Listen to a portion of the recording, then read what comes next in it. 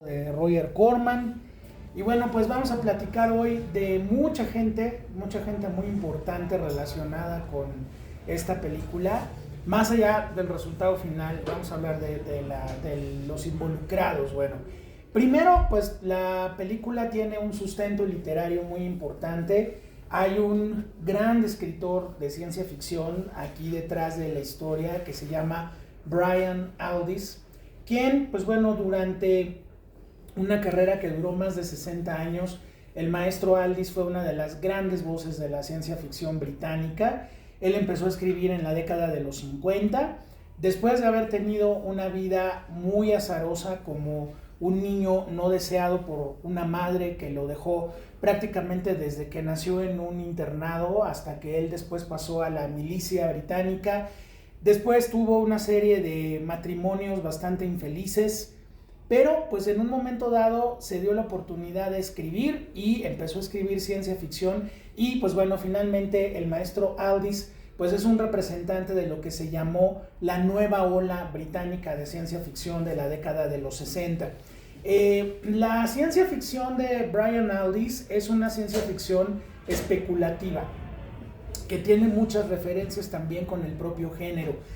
Algunos de los libros de Aldiss que son muy importantes, él escribe mucho cuento. Van a encontrarse que tiene algunas novelas, desde luego, pero también tiene mucho cuento que fue agrupando en una serie de antologías. Entonces, por ejemplo, hay una de esas antologías que se llama El árbol de saliva, que el cuento principal es muy interesante porque es como una especie de mezcla entre Edgar Allan Poe, Lovecraft y la ciencia ficción, ¿no? O sea, es la historia de un asteroide que cae en una región de Inglaterra, y cuando las personas van a ver qué fue lo que ocurrió, pues resulta que hay un árbol del cual empiezan a salir una serie de extraterrestres que están poniendo en riesgo la vida de los humanos. Hay otra novela que se llama Invernadero, donde los seres humanos estamos siendo criados como plantas por una especie extraterrestre también. Y sin duda, pues los dos relatos que han llegado al cine de Brian Aldiss en producciones importantes en su momento, además de Frankenstein perdido en el tiempo, es desde luego su novela maravillosa que se llama, es una novela breve que se llama Los superjuguetes duran todo el verano, que es la historia de una mujer en un futuro muy lejano o no muy tan lejano, una mujer que no ha podido ser madre y para ser madre recurre a los servicios de una empresa que se dedica a hacer robots de una aceleradísima y altísima inteligencia artificial. Entonces, pues ella finalmente tiene un hijo robot, que hace todo lo que ella le dice y que está programado para amarla y para cuidarla y para procurarla. Y de pronto, pues un día ella se embaraza, se vuelve madre y al robot lo acaba mandando al desván, prácticamente. Ese cuento, que se llama Los superjuguetes duran todo el verano, se va a convertir en Inteligencia Artificial de Steven Spielberg y Stanley Kubrick, ¿no? Entonces esa es una de las novelas importantísimas de Aldiss. Y en 1973 fue cuando se escribió esta novela que se llama Frankenstein Unbound, Frankenstein desencadenado. Desde el título ya viene un paquete muy importante alrededor de la mitología de Mary Shelley. Ustedes recordarán que habíamos platicado en la primera sesión que Percy Shelley tiene un poema muy importante que se llama Prometeo desencadenado, donde pues él, en un tono muy poético y en un tono muy elegíaco, imagina que sería que Prometeo dejara de ser castigado por los dioses todos los días cuando viene ese halcón y le come el hígado, que fue el castigo que recibió por haberle llevado el fuego a los hombres, ¿no? ¿Qué pasaría si ese castigo se termina y Prometeo realmente tiene lo que se merece? Entonces, aquí juntó Brian Aldiss el título de las dos novelas, porque la novela de Mary Shelley se llama Frankenstein o el moderno Prometeo, y el poema de Shelley se llama Prometeo desencadenado. Entonces, para el título de su novela, Brian Aldiss decide ponerle Frankenstein Unbound, Frankenstein desencadenado. Ahora, bueno, La gente que sabe de literatura de ciencia ficción y uno que puede leer la novela está en español, está en inglés, se consigue sin ningún problema. También la de los superjuguetes duran todo el verano, si la quieren leer, es un cuento demoledor verdaderamente, muy muy triste. Pues dicen muchos que lo que realmente el cuento es, o la novela es una fantasía erótica de Brian Aldiss con Mary Shelley, ¿no? Dicen, bueno, finalmente cada quien tendrá su crush de escritores.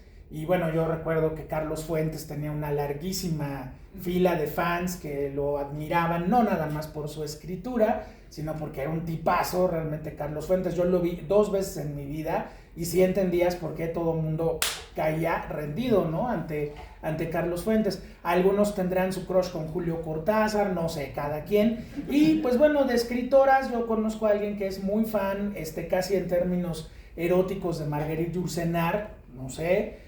Yo también conozco muchos fans enloquecidos de Marguerite Duras, desde luego, pero sin duda Brian Aldiss pues tenía un crush durísimo con Mary Shelley, ¿no? Tan así que en la novela se acuestan juntos, o sea, ¿a qué más grado podemos llegar que eso, verdad?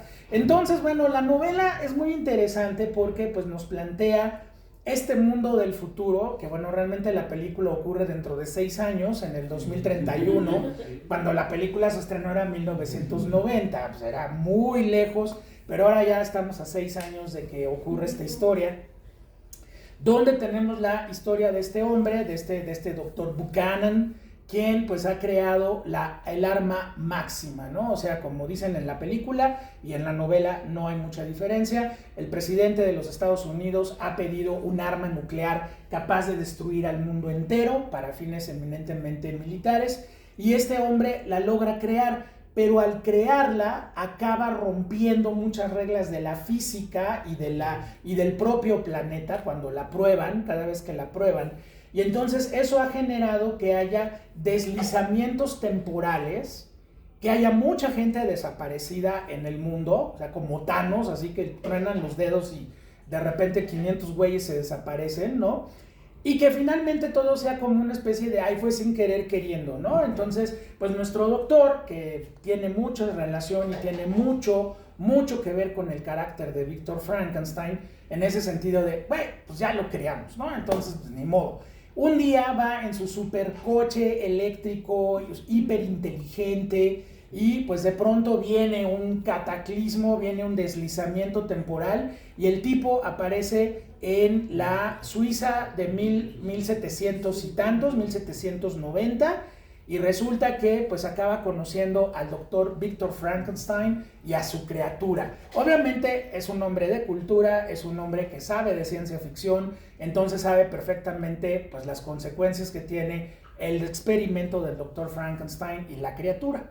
Pero después viene otro deslizamiento temporal y ahora nos vamos al siglo XIX, a los lagos de Ginebra, y en particular al lago Ginebra, donde está la villa de Odati, y donde sabemos que en julio más o menos de 1816 pues esta banda se reunió en ese lugar. Lord Byron, Percy Shelley, Mary Shelley, la hermana de Mary, la media hermana de Mary, que era amante de Lord Byron, y John Polidori, y que tuvieron esa noche en la cual hicieron su reta de escribir historias de fantasmas, que realmente las que salen son 2, El vampiro de John Polidori y Frankenstein, el borrador de lo que va a ser Frankenstein, y que se va a publicar finalmente hasta 1818, la primera edición de Frankenstein.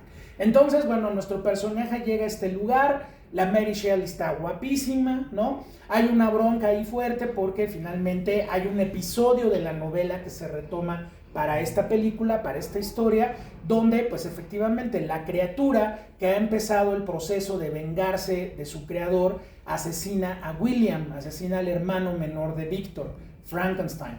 Entonces culpan a la niñera, era un niño, era un jovencito, culpan a la niñera, y la niñera pues es ejecutada injustamente cuando realmente el asesino fue el monstruo. Después de eso es que viene el encuentro entre Víctor y la criatura, que en la novela es un momento crucial para entender la trama. Entonces tomó Brian Aldiss este incidente para que el doctor Buchanan esté ahí metido en el ajo, finalmente tenga su romance con Mary Shelley, que le dice una frase muy bonita, muy poética y muy sexy, que le dice: Lord Byron y Percy Shelley hablan del amor libre, yo lo practico, papas, ¿no? Y ¡pum! ¿No? Entonces, bueno, hay muchos lectores que en los comentarios de la novela dicen cosas muy divertidas, ¿no? Dicen, el personaje de Buchanan es un hombre viejo, es un hombre ya maduro, muy maduro, tirándole a viejo. Entonces, que el viejo se acueste con una Mary Shelley de 18 años está como muy feo, ¿no? Entonces, bueno, finalmente de ahí es donde sale la teoría. Lo que realmente quería Brian Aldiss era tener una fantasía erótica con Mary Shelley y nada más, ¿no? Entonces, bueno, finalmente se persiguen y se persiguen y se persiguen. Caemos en este juego de la metaficción, o sea, donde finalmente las creaciones de Mary Shelley están en tiempo real, caminando con la propia Mary Shelley, y finalmente pues los tres personajes, el Dr. Frankenstein, el monstruo y el Dr. Buchanan, pues son víctimas de otro deslizamiento temporal que los va a acabar llevando a la nada, o no, más bien no es la nada, es un final tipo El planeta de los simios, donde pues te das cuenta que la civilización ha quedado destruida, donde la cabeza de esa ciudad es una cabeza completamente, ahora sería inteligencia artificial en ese caso, y donde finalmente el monstruo, aunque es destruido por el Dr. Buchanan, y Victor Frankenstein muere a manos de su propia criatura, o sea, ahí se cierra perfecto el círculo de Mary Shelley. La criatura le va a decir: yo nunca me voy a ir de ti porque tú eres Frankenstein, ¿no? Entonces, con eso Brian Aldiss, más allá de la cachondería con Mary Shelley, pues habla de algunos temas importantes referentes a la ciencia ficción que tocan desde luego a Frankenstein. Otra vez la ética científica, otra vez, pues bueno, la pregunta aquí no es tanto quién es el monstruo, sino decir, todo científico tiene un Frankenstein en su interior que lo lleva a romper las reglas de la física, la temporalidad y la moral para poder crear, ¿no? También, pues bueno, la película va jugando un poco con la idea de la novia de Frankenstein, ¿no? O sea, que el monstruo está demandando a su compañera, finalmente queda lista la compañera, pero al final la compañera se suicida, entonces viene la tragedia terrible con el monstruo. Esa es la novela de Brian Aldiss. No fue una novela muy bien recibida en su momento, porque en aquel momento el asunto de la metaficción dentro de la ciencia ficción estaba como que no muy bien visto, pero conforme fue avanzando la historia, pues la novela de Aldiss se ha vuelto muy importante dentro del canon de Frankenstein, dentro del canon de novelas que tratan de recrear o tratan de rehabilitar y de reconstruir de formas distintas la novela de Mary Shelley. Ahora, es una novela que se compró por parte de la 20th Century Fox muchos años antes de que la película se hiciera, y de hecho casi nadie la quería hacer, porque además la criatura se nos desapareció durante un buen rato del cine. En los 80 hubo dos películas que hicieron referencia a Frankenstein, una por la izquierda y la otra por la derecha. La de la izquierda es una película muy interesante de Ken Russell, el director de Tommy, el director de Los Demonios, Waltzmania y todas esas cosas. Un cineasta muy barroco inglés, muy loco, que se llama Gothic. La historia de cómo se escribe, o del verano loco de estos personajes en la villa de Odati, que en un momento dado pensé en programarla, porque de los 80 no tuvimos prácticamente nada. Pero Gothic, pues bueno, va más bien hacia la descripción de estos personajes loquísimos. La película tiene unos actorazos, está Gabriel Byrne, está Natasha Richardson, la mujer que murió de Liam Neeson, está Timothy Spall. La película es loquísima, es cuasi porno, es una cosa rarísima de Ken Russell, y es como meternos en la villa de Odati con 3 ácidos encima y ver qué desmadre estaban haciendo allá adentro estos cuates, ¿no? Entonces, bueno, era una de esas, Gothic. Y la otra es una película que se llama, en México se llamó La Prometida, The Bride se llama en inglés, donde la historia de Frankenstein tiene una visión muy importante. La película empieza en el momento en el que se encuentran Víctor y el monstruo y le dice: hazme a mi compañera. Pero entonces el malvado Víctor Frankenstein crea la compañera, en primera, guapérrima, es Jennifer Beals, la chava que bailaba con sus calentadores en Flashdance. ¿Se acuerdan de Flashdance? Bueno, pues es ella la novia. No tiene una sola sutura, le quedó perfecta. Y el muy cabrón se la hace, pero para él.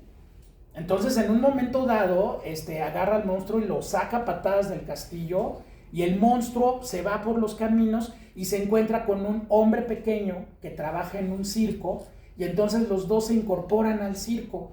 Y entonces ya no hay tanto la tragedia de la soledad y la tristeza del monstruo, porque el monstruo se va a un circo en Bélgica a vivir.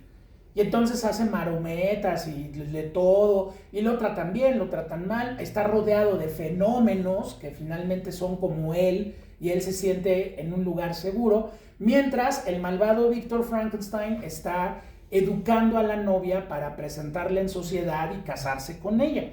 En un momento dado, todo va a salir mal y pues ya se imaginarán que los tres personajes van a coincidir y ahí el final es muy bonito, es muy diferente al de todas las versiones de Frankenstein. No se los vamos a contar desde luego para que vean The Bride. Está Jennifer Beals y quien hace el papel de Víctor Frankenstein es Sting. O sea, yo no sé qué traen los rockeros con Frankenstein, que les gusta mucho salir en ese tipo de películas. Aquí vieron a Michael Hutchence de In Excess haciendo el papel de Percy Shelley, ¿no?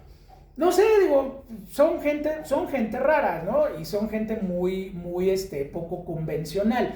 Yo, sin duda, no hubiera dudado que en algún momento un Frankenstein hubiera sido Mick Jagger, por ejemplo, ¿no? O sea, ese tipo de personalidades. O Freddie Mercury, o David Bowie, que a David Bowie le hubiera quedado perfecto un monstruo de Frankenstein, ¿no? Entonces, bueno, ahí es Sting y aquí es Michael Hutchence haciendo el papel de Percy Shelley.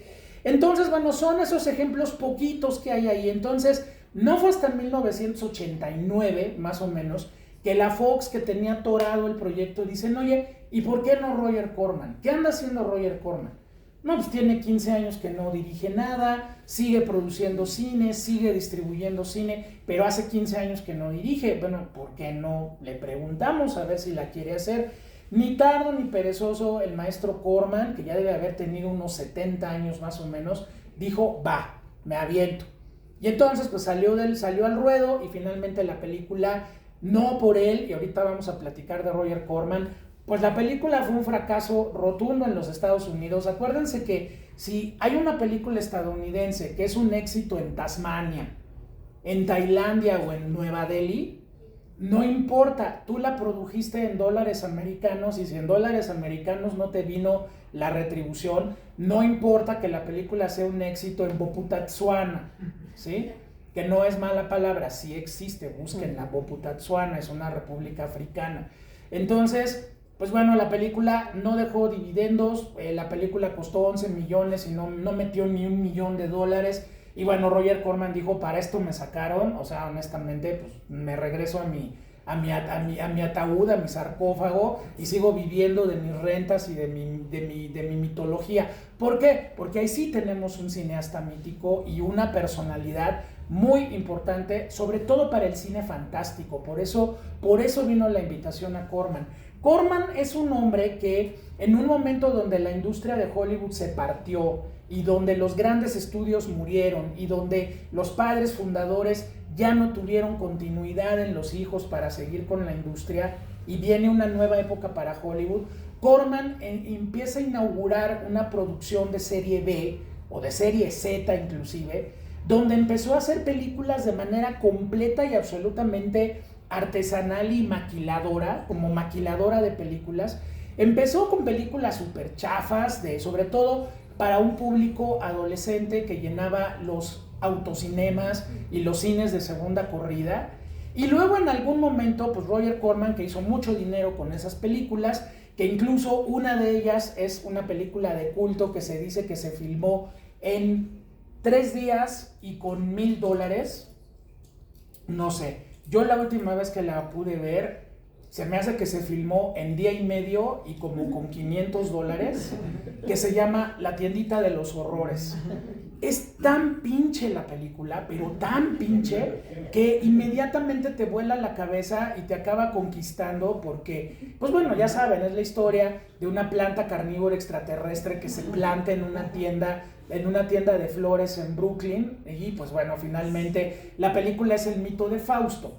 El menso que cuida la florería, de repente resulta que la planta habla y la planta le promete el mundo entero, y entonces este cuate pues empieza a llevarle víctimas a la planta para que se las coma, y un día la planta se lo acaba comiendo a él, ¿no? Entonces bueno, por ahí si algún día la pueden ver, TV UNAM la pasa a destajo en La Tiendita de los Horrores, porque además ya está en dominio público desde hace muchos años.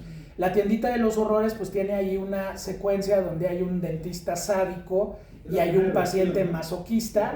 La primera, la que no es musical, la primera, blanco y negro, ultra chafa, con pésimos actores y todo. Pero ahí hay el paciente masoquista del dentista sádico es Jack Nicholson, en uno de sus primeros trabajos. Entonces, Roger Corman se vuelve famoso por eso. Incluso tiene un libro que se volvió famosísimo, que se llamaba Cómo hacer películas y cómo hacerla en Hollywood sin perder un solo dólar, ¿no? Porque pues si la película salía en $2 y te ganabas 10, pues ya era un negociazo, ¿no? Finalmente. Entonces, Corman tiene varias etapas. La etapa 1 es ese cine pinche, muy disfrutable, ultra barato, muy mamón a veces y muy sangrón, pero ahí está.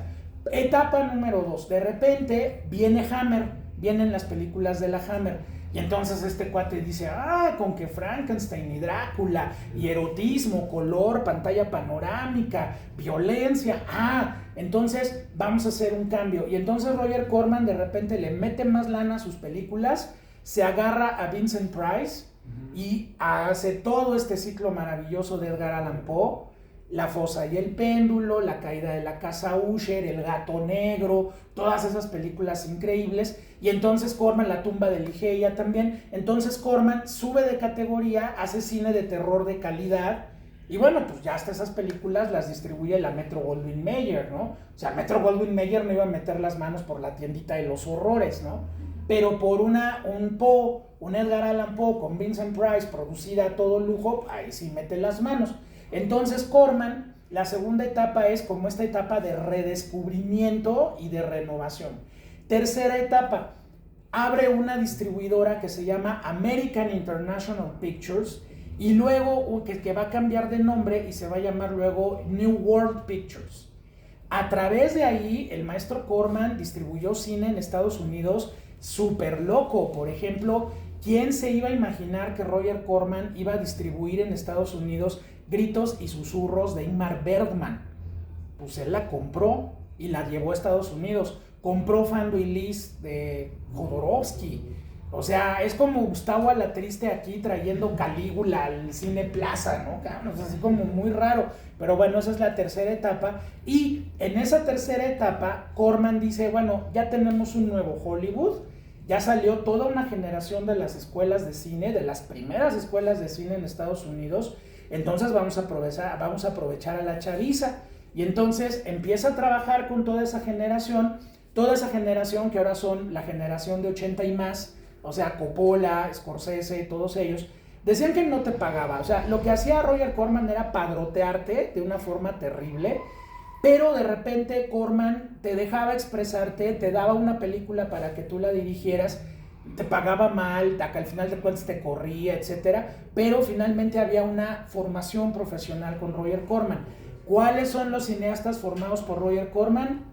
Francis Ford Coppola, Martin Scorsese, James Cameron, nada menos que James Cameron, Jonathan Demme, El silencio de los inocentes, Joe Dante, un montón de directores importantes se formaron en las filas de Roger Corman.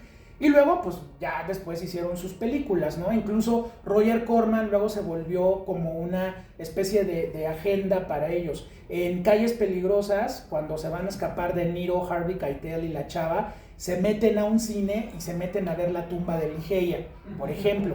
O en El silencio de los inocentes, un maestro del FBI que se pendejea a Jodie Foster en pantalla es Roger Corman, ¿no? Que es Jonathan Demme, el director. Entonces, Corman se vuelve el formador de todas estas generaciones. Entonces, por eso se vuelve un mito. Roger Corman se vuelve un mito. El otro mito es que se murió como a los 99 años. Entonces, pues Roger Corman iba a todos lados, iba a todas las conferencias del mundo. Luego vino la versión musical de La Tiendita de los Horrores, ¿no? Entonces, bueno, finalmente Roger Corman era un personaje y siguió siendo hasta el final un personaje importantísimo para la industria de Hollywood, pero no por haber hecho Casablanca, ni Lo que el viento se llevó, por haber hecho La Tiendita de los Horrores, por crear a toda esa generación, por muchas cosas. Entonces, pues la Fox se trae a Roger Corman y, pues bueno, el resultado es un resultado muy extraño. A ver, la película está filmada en Italia. En la película aparecen los créditos gente que había trabajado con Federico Fellini y con Ettore Scola. El director de fotografía, que es Armando Nanuzzi, había trabajado con esos dos grandes directores, y si se fijan, la fotografía tiene como un filtro, como si estuviéramos viendo todo el tiempo la película a través de una cortinita, color vainilla. Es muy interesante el tono fotográfico.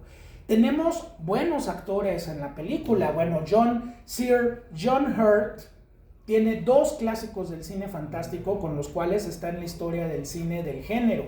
A él le brota el alien, en Alien, el octavo pasajero, en esa maravillosa escena de la mesa. Y luego, pues es nuestro querido Hombre Elefante de David Lynch. ¿Sí? Bueno, ahí está John Hurt.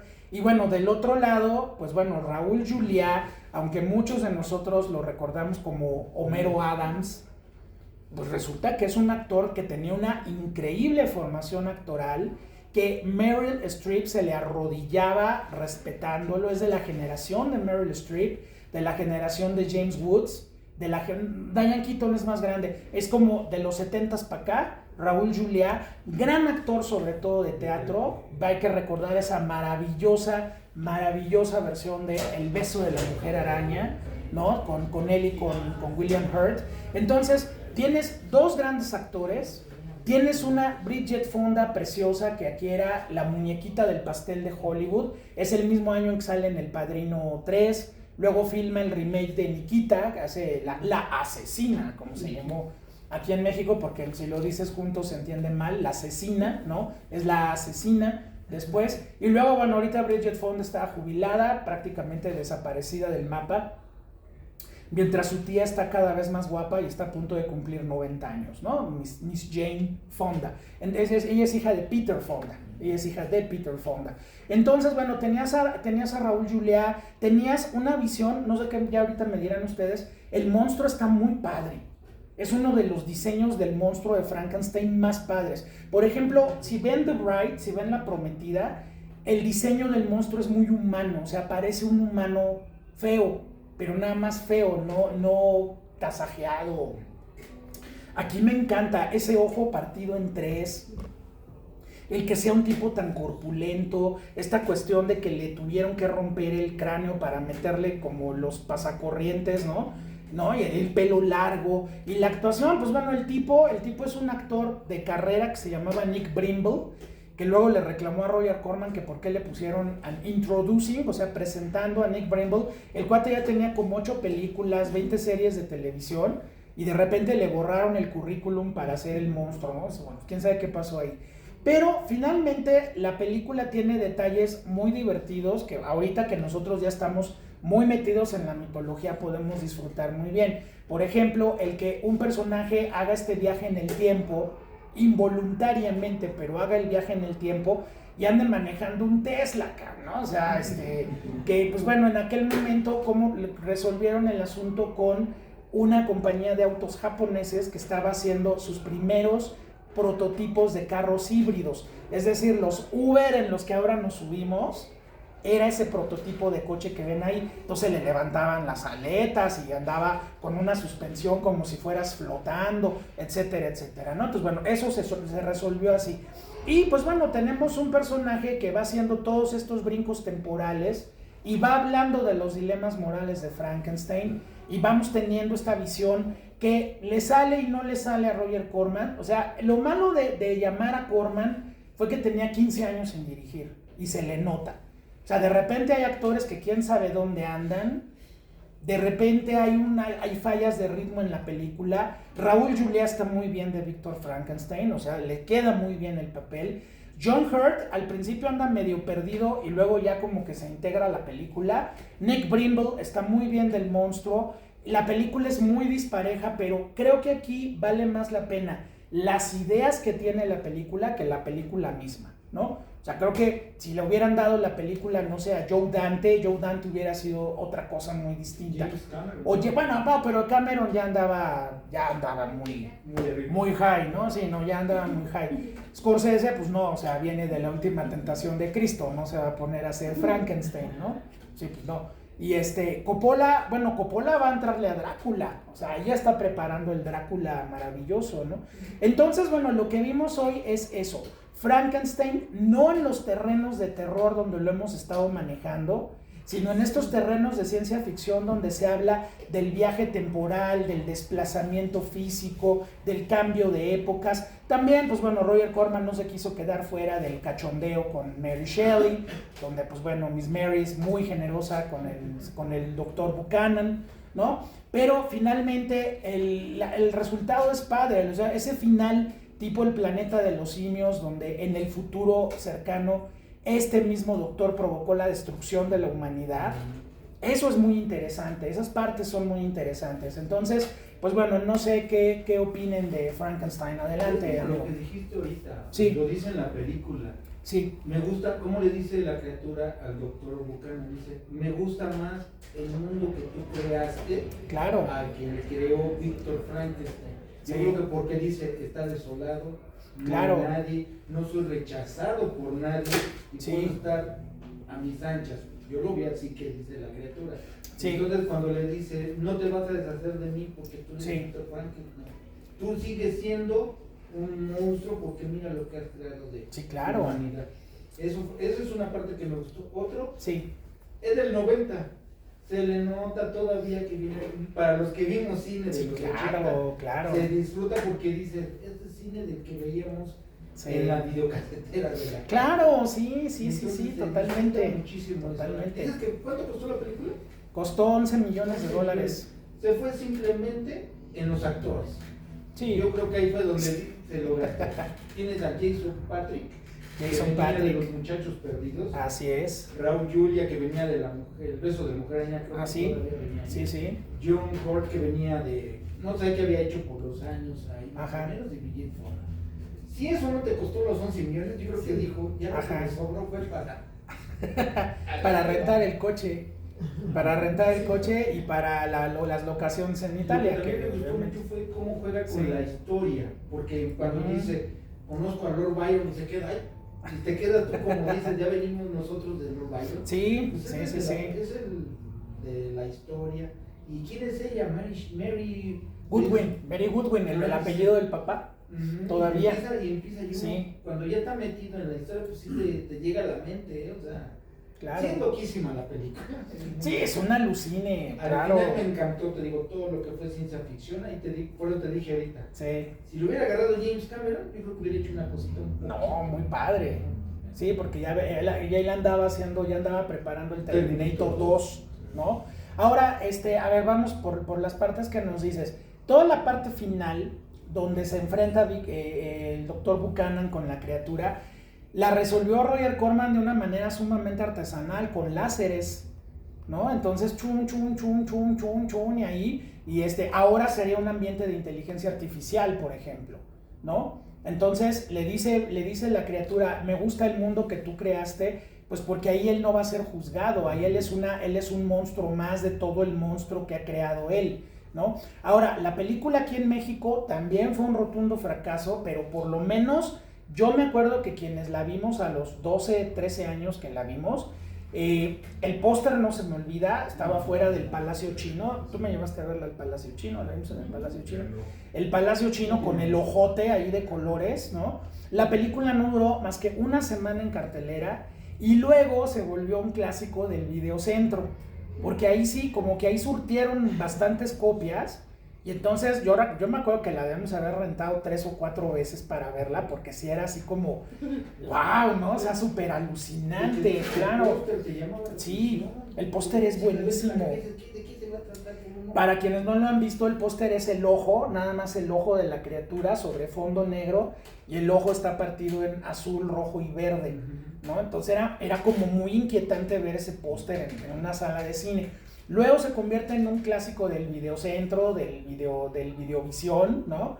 Y luego la película empezó a pasar por cable, y como seguramente a los programadores les parece bastante pinche, le empezaron a programar en las madrugadas, en las mañanas, en matiné, empezó a dar como esa vuelta, y bueno, la película no pasó a DVD, ya no pasó a DVD, menos a Blu-ray, mucho menos a Blu-ray, y bueno, 2 o 3 samaritanos pues la han trepado a las redes, y es como la hemos podido ver en YouTube, por ejemplo. Si quieren volver a verla, no sé si la quieren volver a ver, pero hay una copia gratis en YouTube, en 4K, que algún samaritano restauró, y que pues ahí está trepada, no tiene subtítulos, eso sí, pero pues bueno, es una película ahora sí que de culto. Y dentro del canon de Frankenstein, por ejemplo, esta escena donde crean a la novia, cuando se van todos al siguiente brinco temporal, mañana que veamos la versión de Branagh, van a ver cómo Branagh se la fusila. No les digo cómo, mañana nos vamos a ver a las 5 para ver el Frankenstein de Mary Shelley, pero van a ver cómo se fusila descaradamente Branagh, esa escena de la novia, mañana que la veamos. Entonces, también pues son películas que se llevan 4 años. O sea, entre el Frankenstein que vamos a ver mañana y el Frankenstein perdido en el tiempo de Roger Corman, hay un gran momento, hay un gran hito que se llama Drácula de Bram Stoker. El éxito del Drácula de Coppola provocó inmediatamente toda una nueva ola de asuntos que mañana vamos a platicar ya con más detenimiento, pero que generan finalmente el Frankenstein de Mary Shelley, ¿no? Entonces, sí es una película completamente alucinante, o sea, loquísima, es como Frankenstein en ácido, ¿no? Y vamos a ver qué pasa. Pero en 4K se ha de ver padrísimo. En 4K se ha de ver increíble. Yo me acordaba mucho de esa escena, y ya la pude volver a ver después de muchos años, cuando está con los niñitos que están jugando y de repente le sale un caballero medieval. O sea, este güey provocó un cataclismo. O sea, este cuate de repente va a jalar dinosaurios, y va a jalar a los cavernícolas, y va a jalar a los marcianos. O sea, la película tiene un final muy, muy tremendo. O sea, y todo por generarle al presidente de los Estados Unidos un arma nuclear que va a acabar con todo. Entonces ahí está otra vez ese dilema científico, o más bien ese dilema del científico. Hay una escena, perdón, sí, que me recordó al Mago de Oz. Cuando llega el coche y dice, ya no estamos en... Sí, creo que ya no estamos en Kansas. Creo que... Aquí le dice, ya no estamos en... Pero no sé, sí. No sé cómo se llama. En Los Ángeles. En Los Ángeles. Ya no estamos en Los Ángeles más. En New LA, sí, porque ya estamos en el futuro. Y a mí me recordó el Mago de Oz, dije, la misma, solo que con un coche. Es un coche que habla además, ¿no? Sí, es un coche que habla. Sí, adelante. Fíjate que a mí lo que me gusta mucho siempre cuando estás pensando en esas personas de esas épocas y ven cosas nuevas, ¿no? Sí. Cosas, me encantó cuando hace la comparación con el reloj, que dice, ¿cómo es tu reloj? Y no tiene, ¿cómo lo cargas? ¿Cómo le das cuerda, no? Sí. O sea, y son cosas detallitos que a mí me encantan, y también pasa con el carruaje, ¿no? Que dice, ¿este es tu carruaje? O sea, como que siempre tienden a hacer esas comparaciones de cómo viviría esas personas. Sí. La comparativa, ¿no? Es muy padre. Pero también lo hacen hacia el futuro, ¿no? Cómo logra imaginar. El carro le quedó padrísimo en esa época. Claro. Y lo que hace ahora es la IA, y la verdad es que sí se acercó mucho. Ahora es el Uber, ¿no? Te subes y pues ya. O sea, al final pensé en un Tesla, ¿no? O sea, sí. Anoche me pasó en Polanco, así cerquita del Uber, un Cybertruck. Esa madresota así gigante ahí. No, le dice ella, ¿no? Vamos volando. Le dice, no, es una super suspensión.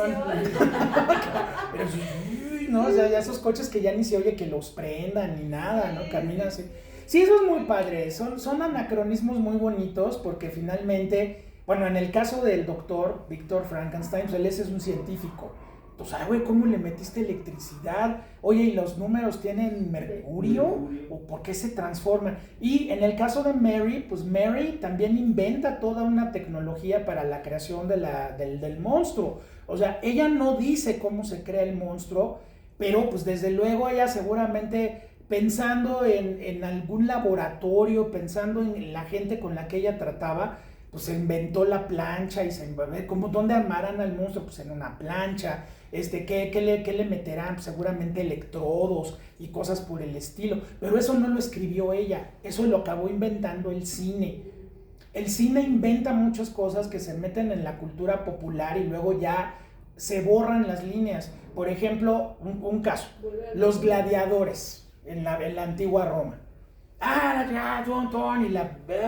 Y ya tiene uno en el piso así con el tridente, y entonces el gladiador voltea a ver al César, y el César, todo el mundo está, ¿no? Y entonces César le hace así o le hace así. Eso no es cierto.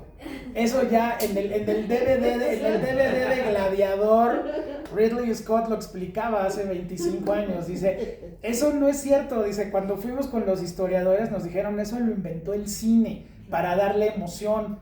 O sea, ¿no? El César no gritaba nada. Además, el César debe haber estado hasta atrás de Neutli, ¿no? Ahí. Pero esto de que le hacen así, eso lo inventó el cine. ¿Cómo crear a Frankenstein? Lo ha inventado el cine también. O lo subes en una plancha, o lo bajas, o lo metes en líquido amniótico.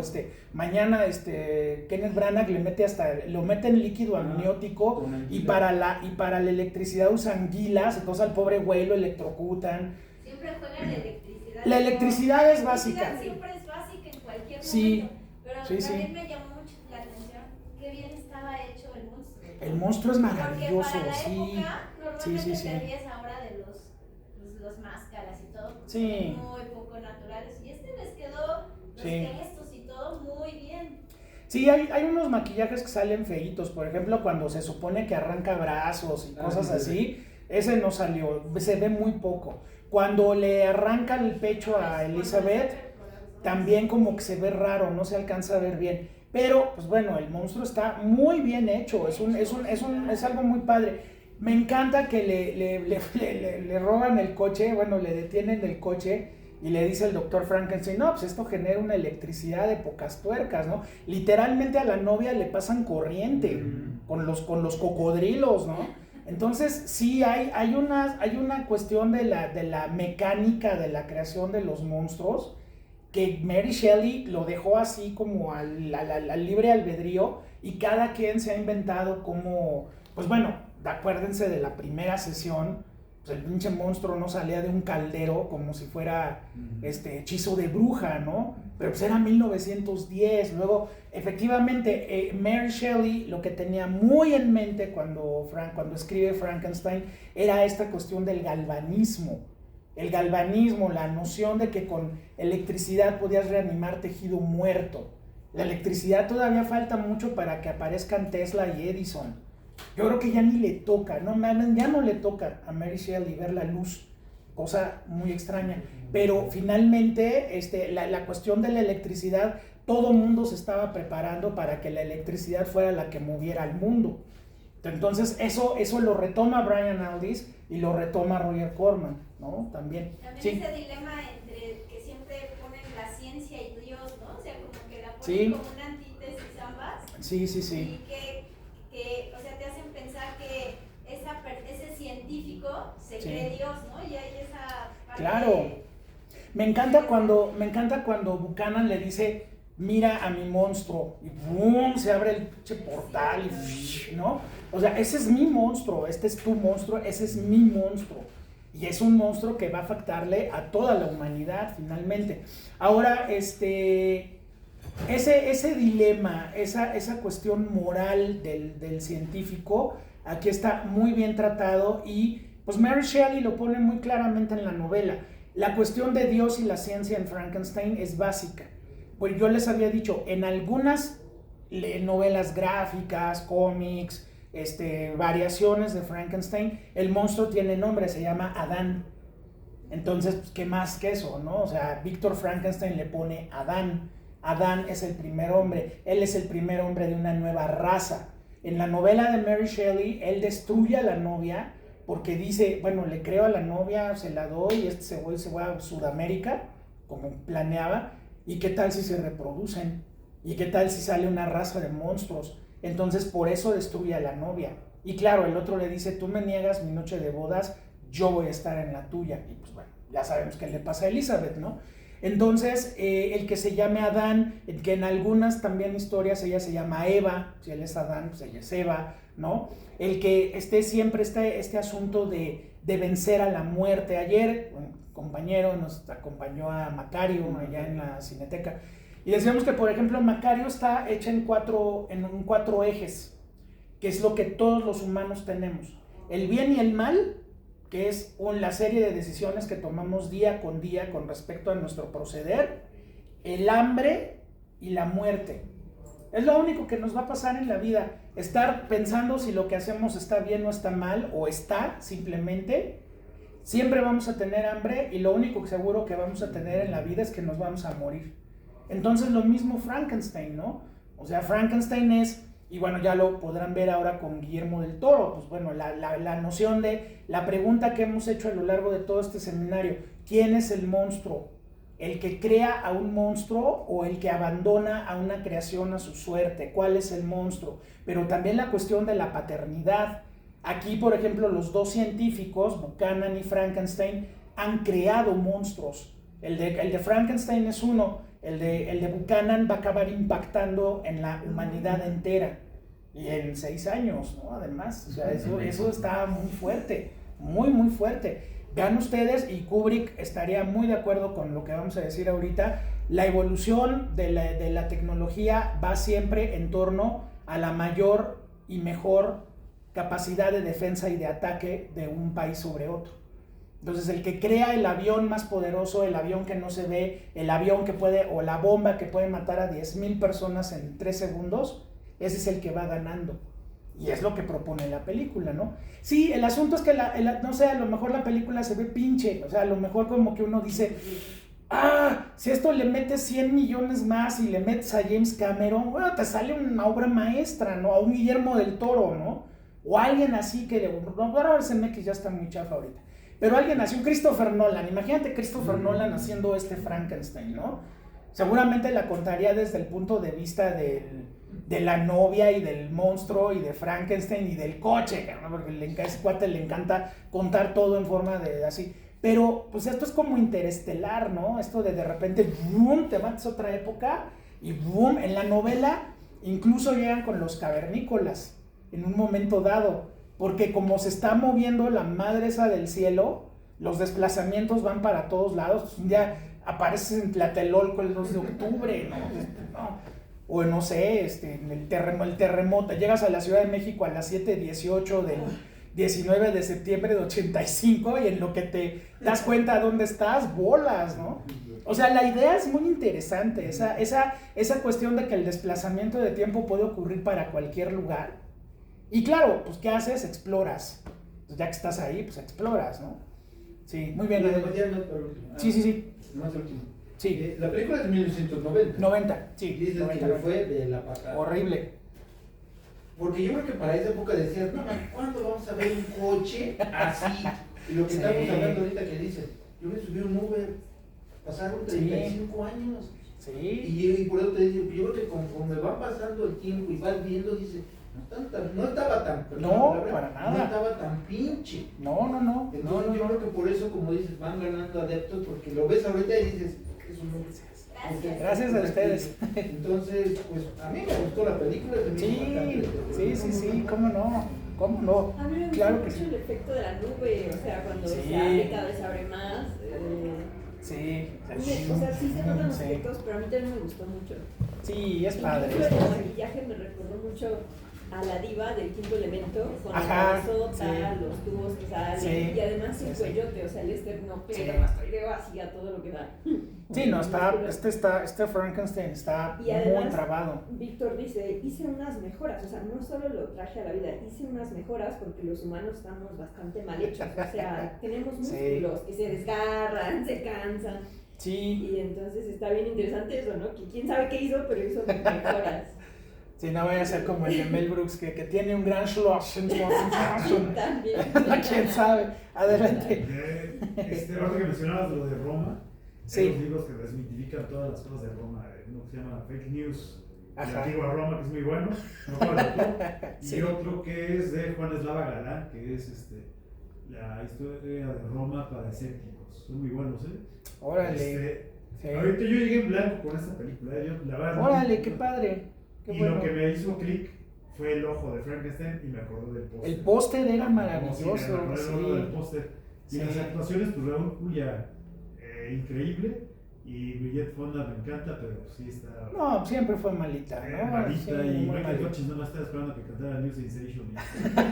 Sí. Muy sensual. Sí, y hay una película, ahorita me acordé y medio busqué, que es del 60 y tantos, que es del director de Corman, que sale Jack Nicholson y sale Boris Karloff. The Terror.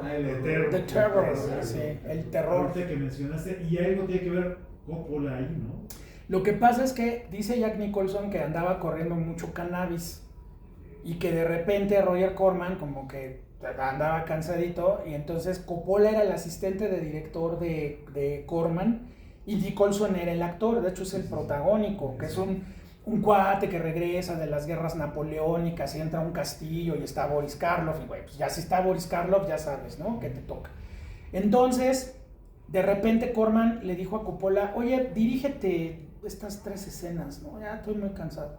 Entonces Coppola, pues llegó y dirigió 1, 2, 3, y que al otro día le dijo Roger Corman a Jack Nicholson, oye, en estas escenas no sales, dirígetelas, ¿no? Ya, tú dirígela. Y entonces la dirigieron los 3, los 3 dirigieron The Terror, nada más que ya en crédito sale solamente Roger Corman, pero los 3 dirigieron. Y bueno, Jack Nicholson, pues imagínate, ¿no? Ya Nicholson pues volvió a dirigir hasta la secuela de Barrio Chino, que es espantosa, la de The Two Jakes, fue que se animó a dirigir otra vez, pero sí, Coppola era su asistente de dirección. Fueron los pinitos de Coppola, ¿eh? Y luego hay otra que se llama, una es el terror, la otra se llama, hay otra también que pasa exactamente lo mismo con Corman, Coppola y ellos, y pues Corman le produce a Coppola su ópera prima, que es Demencia 13, que está producida por Roger Corman, ¿no? Entonces, bueno, sí. Y Scorsese le dirige Boxcar Berta, que aquí se llamó Berta, ladrona y amante. Sí, será como película del cine Ciudadela, o sea, pero la dirige el maestro Scorsese. Para a Jonathan Demme le produce una cosa que se llama Caged Heat, que es una película de esas de chavas en un reformatorio, que ya se imaginarán, ¿no? De qué se trata. Y James Cameron y Joe Dante les produce Roger Corman. Bueno, les produce, pero realmente me produzco, nada más un güey llega y la dirige. Piraña y Piraña 2.